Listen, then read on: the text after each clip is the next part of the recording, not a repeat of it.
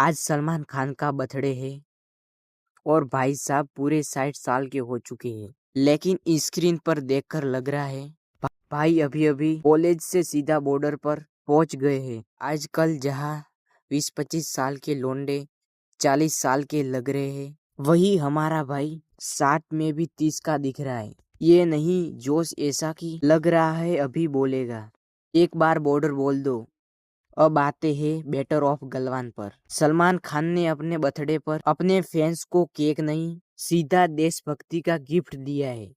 Movie देखकर एक पल को लगता है डायरेक्टर ने भाई से बोला होगा, भाई ये वही लोग हैं जो कहते थे मारा भाई मारो भाई, गन क्यों। और भाई अंदर ही अंदर सोच रहा होगा, ये बेटर ऑफ गलवान है या गोली नहीं जिगरा चलता है।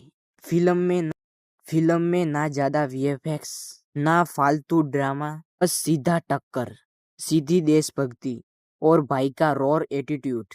सलमान खान या डांस नहीं कर रहे, रोमांस नहीं कर रहे, या भाई देश के लिए खड़े हैं। और जब भाई खड़े होते हैं ना, तो सामने वाला खड़ा नहीं रह पाता।